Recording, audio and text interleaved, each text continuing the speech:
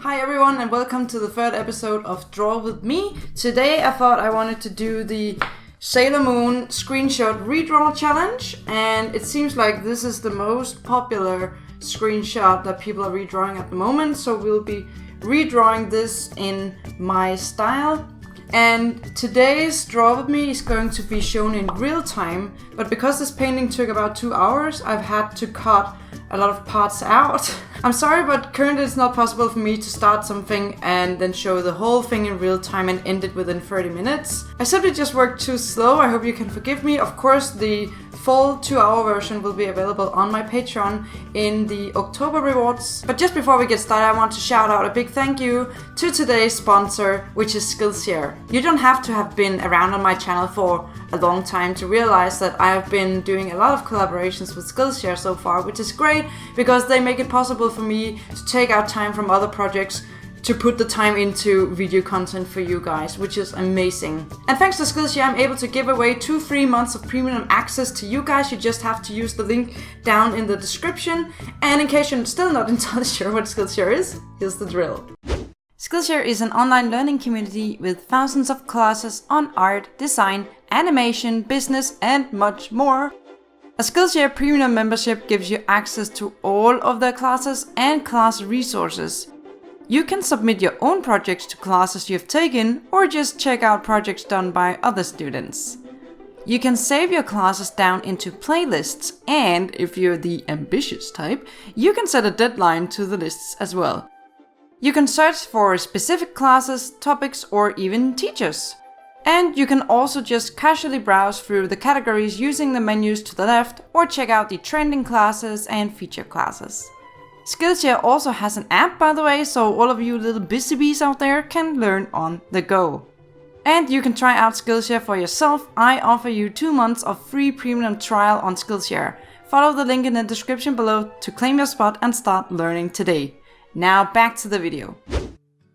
So guys, I wanted to talk about something that I was made aware of as soon as last night. This info has been available since the beginning of the month, but for some reason it has passed right under my nose without me noticing at all. So it's about the fact that there are coming some major changes to YouTube starting January 2020, so in like 4 months' time. What happened recently was that YouTube was fined for $170 million for collecting data on younger viewers and then targeting ads directly at those children based on the content that they watch. So this has led the YouTube team to create a new set of rules directly affecting content targeted for kids.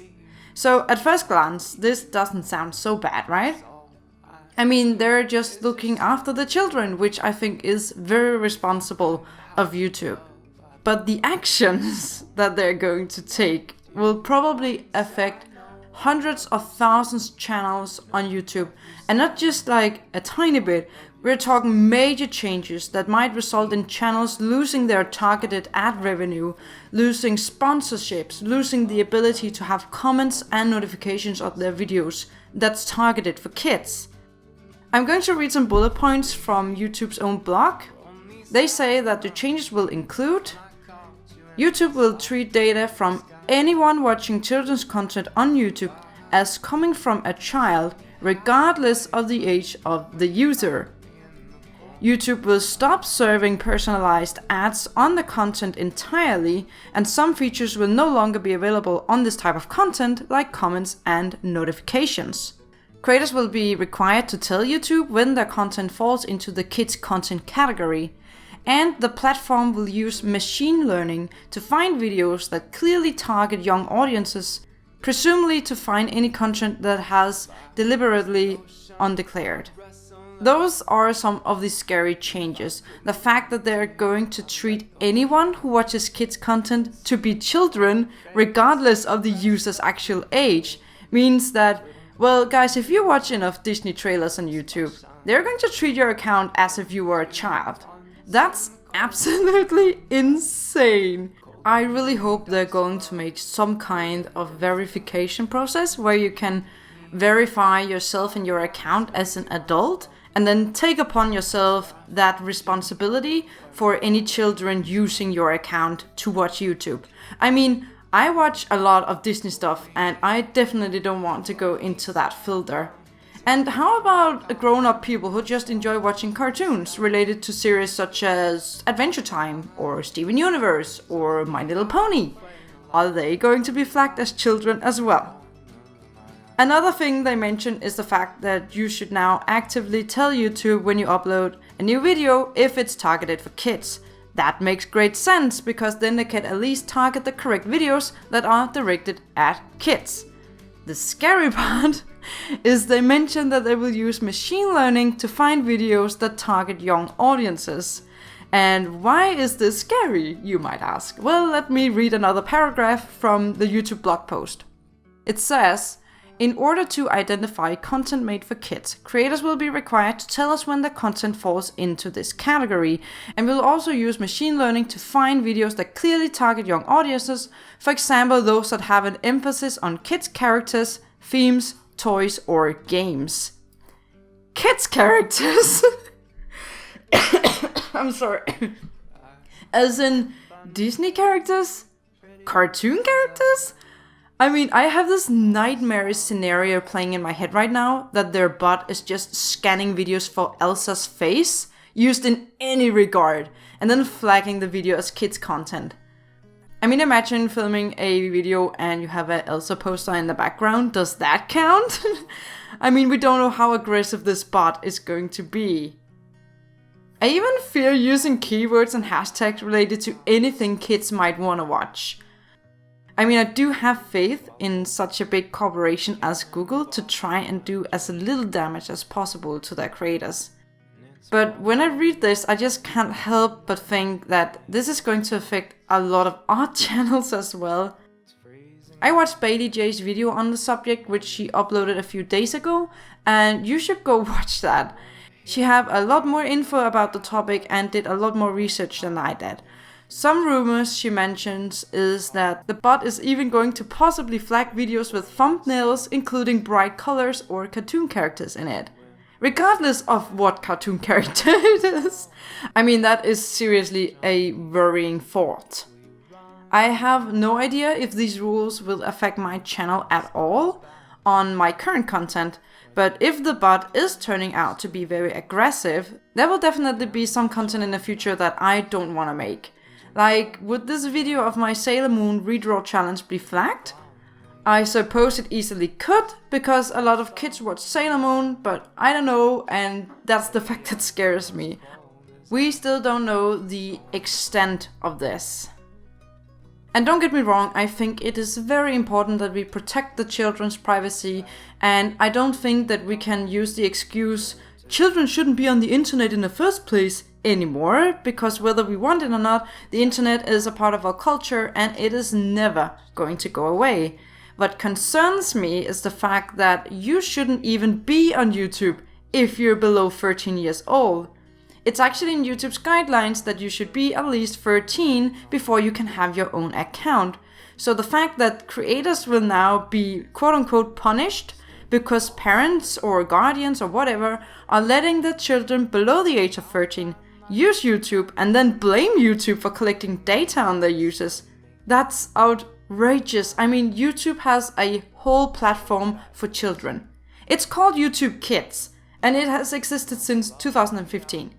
They made a specific platform for children which deals with this kind of data mining already in a very proper way. So because someone else is quote-unquote breaking the rules, creators will now get punished.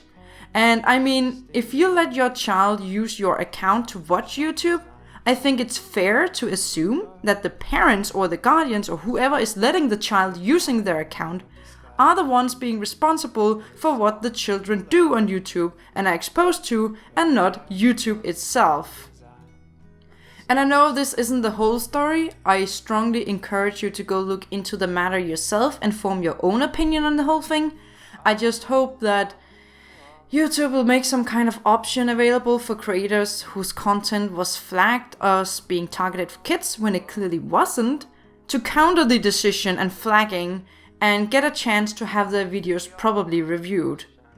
For now, I guess all I can do is wait and see. I hope my channel won't get affected at all, but I feel so bad already for all of the creators making all the amazing video content for children, because if this isn't handled well, it will be the death of a lot of channels.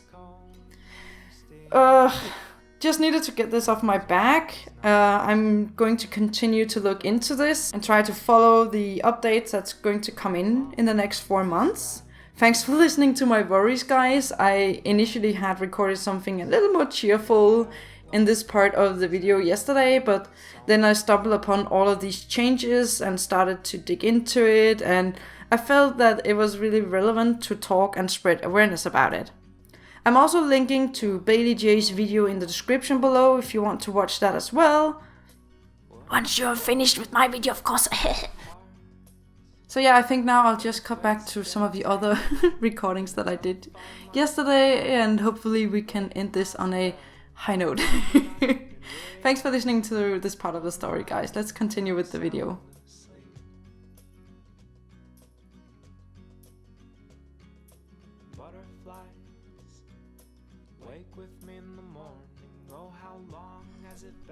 Okay guys, I don't really have any talking points for today.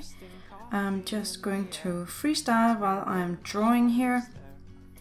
I didn't record this while I didn't record this audio when I was working on the Sailor Moon drawing, because I can't really multitask like that. I can't draw and talk at the same time about what I do. I mean, I can do it, but usually I just get even slower at drawing because I have to stop up and think a lot. If I were to just speak my native language Danish, I don't think it would be such a problem. But when it's English and not my mother tongue, is that what it's called? I'm having a little more trouble doing it. And especially when I'm not using a script, like now when I just have to think everything up. I didn't plan to talk about anything specific today, but I did have some ideas about some talking points, but I'm not sure if I'm going through with all of them, but we'll see. For the next 30 minutes or so, I'll be working on Sailor Moon in the background. I'll be redrawing the screenshot that I showed you in the beginning for the redraw challenge. And there is a part of the process that I didn't record because it was just like something I did, spend like 10 minutes on it in Photoshop afterwards. So after the drawing was finished, I took the drawing into Photoshop and I made some layer adjustments. No, not like some effects to make it look much more like an anime screenshot. And the short version is, all I did was I added some noise to the image. And after that I did, it's a little more complicated to explain, and I hope I can do it so you understand, like kinda, I did make 2 duplicate layers of the drawing. And then I turned off all the color channels except for red on one of them, and all color channels except for blue on the other. And then the blue color channel, the blue version of the drawing, I took that a little to the left, and the red one I took a little to the right, because then you get like this, what's it called, like illusion that you're watching it on an older TV, where we probably all watched anime as kids. So that's just, I mean, it's like a 3D effect or something, but not entirely. But I think it added a nice touch, and I will be posting the finished drawing in the end of the video, so you can see for yourself the difference there is between before and after when going through Photoshop. I don't know why I didn't record it. I meant to, but for some reason I forgot it. So yeah, whatever. I think I'll just be drawing a little casually on something I have here on my iPad while I try to talk about something for half an hour. And sometimes, guys, you know, I'll have my little silent periods, so you can just listen to the music then and just use this video as your background noise for drawing while I just talk about this and that, and yeah.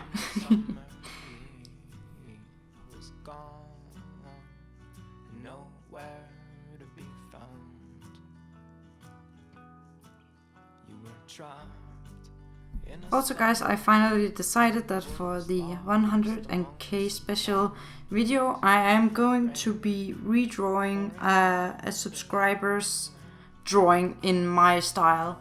So when I released this video, I also put up a post in the community tab asking you guys to link me to your creations that you would like me to redraw. So if you will please help me out and go to that post in the community tab after you've finished this video, or follow the link in the description below to the community post, hopefully. You can just link me to your work and I'll pick out someone's art that speaks to me on a personal level and redraw it on YouTube as my 100k subscriber special. So I hope you will want to be part of that. I wish I could just redraw all of your paintings, but you know, that would probably take me 10 years. So yeah, I'm just going to pick one that really speaks to me personally. So yeah, just fire away, give me a work so I can draw it.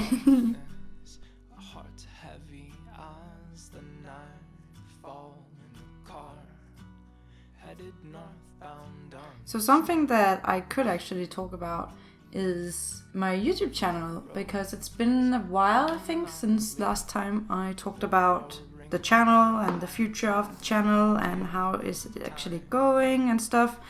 And as you couldn't have missed, this video in the beginning I had a sponsor mention, and I've been getting actually quite a lot of opportunities lately to getting some sponsors on my videos, which is really good because then they're actually getting financed.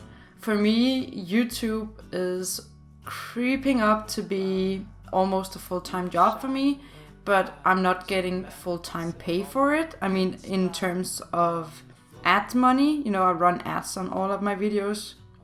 I also recently, I don't know why I didn't do it before, I turned off my ad blocker on YouTube because I want to support other creators as well. I'm actually very embarrassed that I didn't realize I didn't do this before.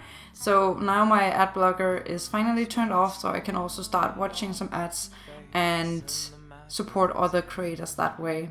Because ad money is good and all, it's not that, but it's not like in terms of how many hours I put into my videos, it doesn't quite add up yet. Hopefully someday maybe it will. So yeah, getting a lot of opportunities, at least for sponsorships, is really exciting for me and really positive for the future of my YouTube channel, so that I can actually put out regular stuff instead of like what I did in the beginning, where I would put out something every second month or something, and then yeah, it was just because I had some idea for something, and sometimes it was really well received and other times it was just a little more meh.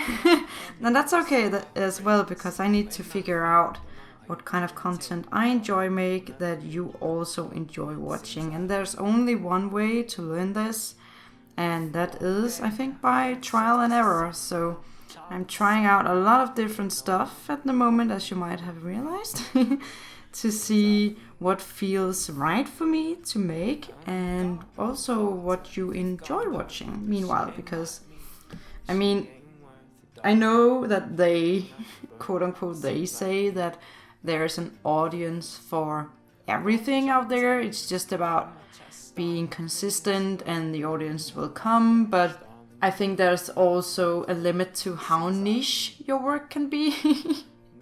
So yeah, I remember there was a point where, I mean, okay, I'm starting over on this because it's kind of a long story maybe. I really want to get into streaming art, and I've been wanting to get into streaming for years now, and I mean, I've become more confident after my YouTube have been more successful because I'm putting myself on camera and towards the microphone more and more, so I'm getting more and more confident. But for some reason that little button that says go live is just very scary for me. And I'm also not sure whether I should stay on YouTube and stream or if I should go on Twitch and stream, because I'm using Twitch to watch other people stream, and it's worked good, I think, but there's also like all this huge community and guidelines around it that I don't quite understand, or at least I haven't researched enough. So I'm actually pretty not sure where I should go stream, because I mean my audience is here on YouTube, right?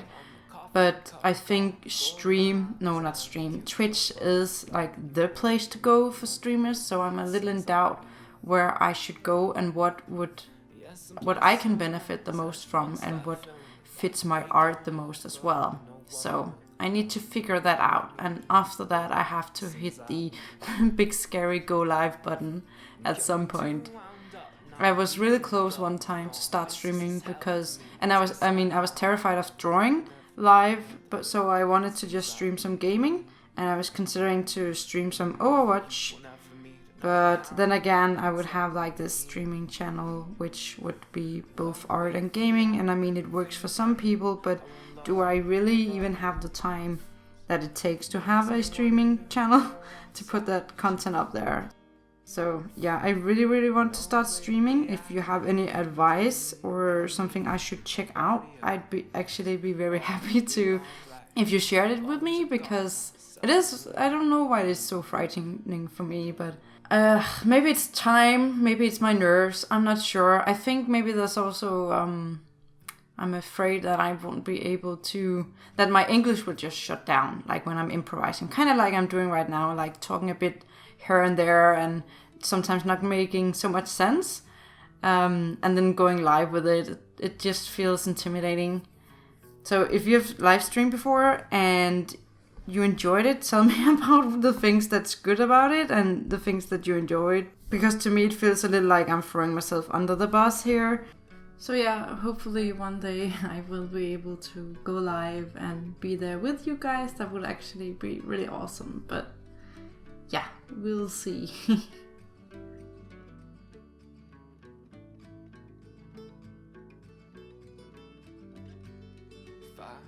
Sunshine, fist fight every storm, let the whole world free.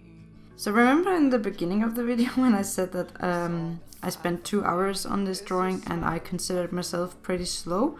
I mean, it's not that I think 2 hours on a drawing like this is slow. It's just that it doesn't fit into a 30-minute video limit. Time limit at least, but I have actually been doing some optimization lately, some things that, at least a very specific thing that I've started to think about in terms of optimizing the time that I use on drawing, so like optimizing my workflow or whatever. And I'm actually right now in the process of scripting a new video that's going to be about the workflow process before you actually start on the drawing. So all that jazz about finding your inspiration, finding your pose references, and trying out for Skelly. That's tense. Oh my god. I'm sorry. Oh, for Skelly. Okay, I'm sorry. My Danish just took over. Let's see if I can remember where I stopped myself. Looking into like different compositions and trying out different color compositions before actually jumping into the painting, because I have found that by optimizing the workflow you have before you actually start drawing or painting on a piece, especially, you know, the pieces that takes between 5 hours and 12 hours or 12 hours plus, it is if you know the direction your drawing is going before you start it. At least that's something that had worked a lot for me, because I often start on a drawing, or at least I often used to start on a drawing, and then when I got about halfway I started losing the sense of the direction I was going into. And by having done all of this, what's it called in English? By preparing at least some of your piece before you get started, that helps you to not get stuck later on.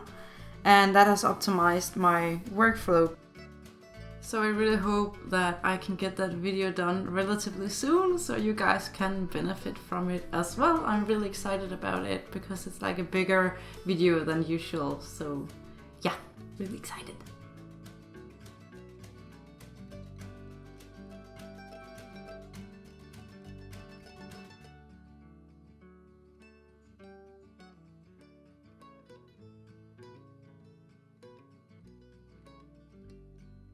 So another thing that I definitely think that I could talk about is something that is on my mind a lot lately. And when I say on my mind a lot, I sometimes can't sleep because I think about this. And I know it sounds kind of like first world problems, especially with my YouTube going so well and also my Instagram growing pretty steadily. But I'm actually really in doubt about what kind of artist I am, because I do make a lot of different kind of art, and it's alright that I do that. I think I'm currently in a very experimental phase. I actually have a mind map here on my iPad that I made that's called My Art Exploration Journey. And I think it's because now that I have tried to work in the industry I was drawing for 2D graphics for mobile games, and also been doing some freelance, and especially also looking a lot at how others work. I have been really in doubt what kind of artist I am, because it occurred to me while I was watching some portfolio reviews not a long time ago that there are a lot of different kind of art that you can do. And even though it's a good idea and very possible to be a jack of all trades, you usually, I personally would like to specialize in something, and something that I would gladly do for the rest of my days. Right now, I know that I want to draw and illustrate and be creative in that kind of sense for the rest of my days, but I don't really know what my force is. I know what I'm good at. Currently, I'm good at drawing female characters, and to some extent good at drawing fantasy paintings. But when you look at my Instagram, for instance, you can also see that some of the things I really love to do is drawing what already exists. So fan art, like redraws of characters like I did with the Powerpuff Girls, and then, for instance, drawing myself in an outfit that I wore that I really liked. So a lot of drawing something that exists in the world already and not so much coming up with things. And I like to share some of the points on my exploration map that I drew out. One of the points that I put in there that I think could be really relevant to me is the category called splash art and commercial art. So for instance, if you know Overwatch, sometimes when they announce something new, they have like this big, beautiful drawing of something, of the characters in some upcoming event or whatever, and that could be splash art or commercial art. Splash art and commercial art, to my knowledge so far, is very dynamic and very captivating to look at, whereas something as another point is concept art is more of coming up with something from my mind and then down on the paper. And in concept art you also have stuff like character design, environmental design, and prop designs. And all of this, I believe, also falls into the category of being a visual developer, which is, as far as I believe, a very popular title in the animation industry, where, for instance, visual developers could be hired to do background paintings and help developing new scenes and characters for the show. And another point that I put on my exploration map is storyboard art, which is something, because I really love to tell stories through art. I've done a lot of webcomics in my past, None of them are active at the moment. It's like 10 years ago or something. But storyboard art also I think could be something I should dig into and check out. Not as my main trade, but definitely maybe something that I could also work on. And something that I really want to try to get into is comic art and also book illustrations or cover art for both comics and books. I'm not entirely sure I want to be a children's book illustrator. I definitely wouldn't mind trying it. I think it would, I can't set aside something before I actually tried it because maybe I actually love it. But I'm thinking more like fantasy books for young people maybe, or something like that. I'm not sure yet. I really need to explore this. And I also put animation on this, like motion graphics or some simple character animations. Not something like for big animation shows or anything, but just, like for commercials maybe or something like that. And I also put something in here called interactive illustrations, which this is a very new concept for me, and I tried to dig into it a little, and so far what I found out is that interactive illustrations is usually when you create art which is supposed to be alive. So for instance, you could animate the world that you have been drawing, or like design the art so that it can change into something else. And I actually also just remember something else I should put on here, and that's like art for point and click games, like visual novels. No, not visual novels, interactive novels. That's what it's called. Like the typical Japanese ones. I think I'd really love to try to make art for such a game as well. So I have like this huge roadmap here on my iPad with a lot of lines going to different categories that expands into other categories. I'm just trying to find heads and tails in this, where I should start and where there's something that maybe I shouldn't get into at all or something, because I'm really in some kind of identification crisis when it comes to my art. It's not that I don't like the stuff that I create, but I just really like to know what kind of artist I am and where I want to take my art in the future. Because right now I feel like I'm a jack of all trades without something that I'm specialized in.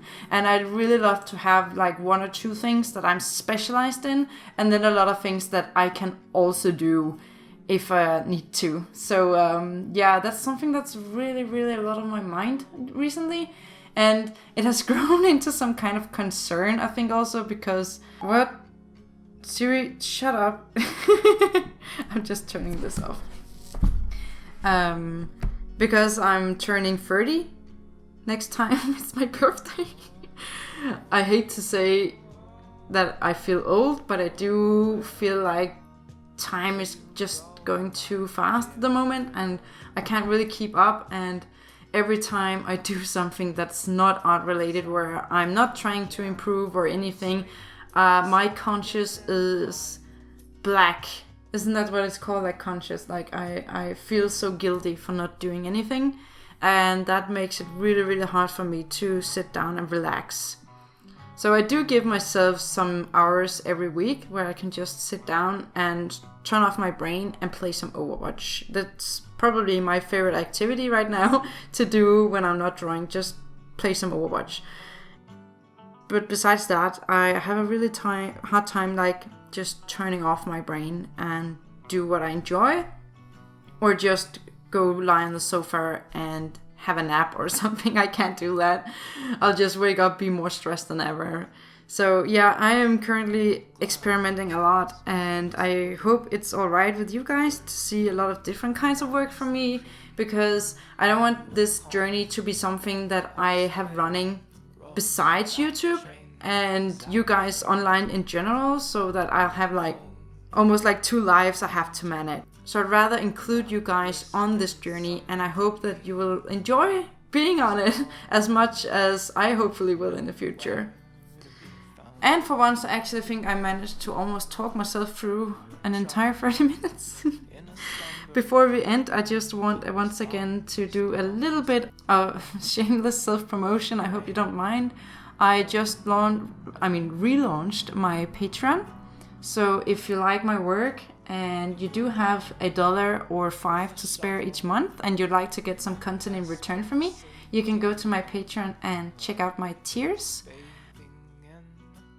In terms of when I am uploading this video, which is very close to October 1st, I just want to say that the October rewards are posted publicly on my Patreon, and if you'd like any of the October rewards, you just have to sign up before October 1st, because Patreon will be processing the monthly payments on the 1st of each month.